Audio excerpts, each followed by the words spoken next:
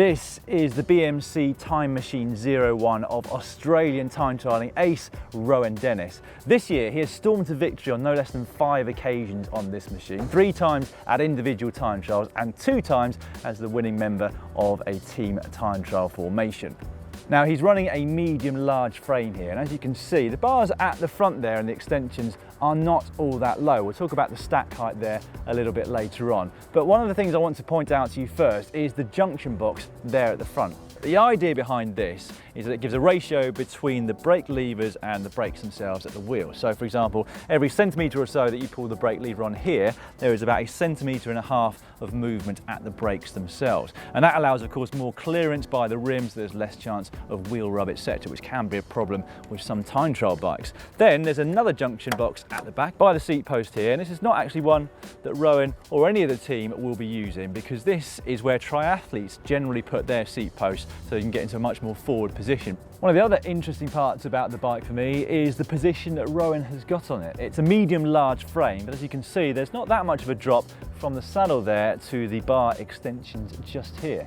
Now, it's actually a former teammate of mine from my Flanders days called Jürgen Lloydy, who is the mechanic here at the Vuelta A España, and he told me that they put a bar between the 2 axles here on the frame and the forks, and they measure up from that bar directly to the bar extensions and the armrest here. And Rohan's position is 64 centimetres from that point down to that line just over here.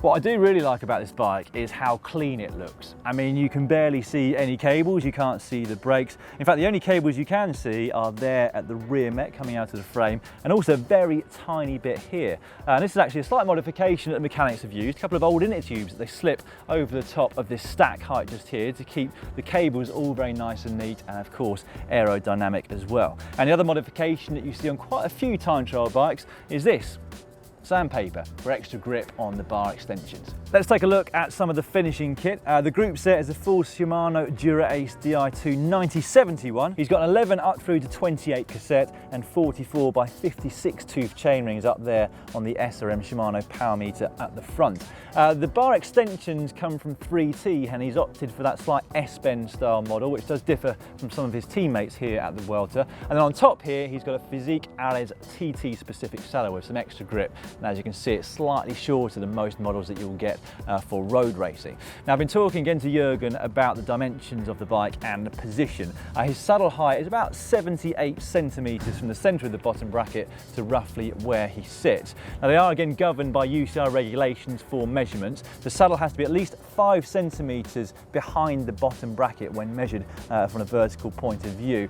The other measurement they have to be within is 80 centimetres from the centre of the bottom bracket, measured forwards to the tip of the bar extensions there, the TT bars. The wheels are from Shimano's subsidiary Pro. This is their latest model, the Textreme disc wheel here and tri-spoke there at the front, of course Tubulars. The Tubulars that are on them are the Vittoria Speed 25mm tires, which are fairly standard. At the front wheel by the valve, you can see a rubber ring, like a sticky one. That's quite a clever way of stopping the valve from rattling, which again can be a problem with carbon wheels. And then on the other side of the disc wheel here, have a look. There you can see a miniature magnet which they have stuck onto the disc wheel for the SRM speed sensor to pick up. A very nice looking machine indeed, and thanks to BMC for letting us have a look at it. Now, if you're yet to subscribe to the Global Cycling Network, you can do so by clicking on the globe. A couple more videos for you to watch right now. In the top corner up there, you can have a look at how a triathlon pro bike differs. That is Alistair Brownlee's Team Scott bike, and just down there is the Vuelta A España GCN preview.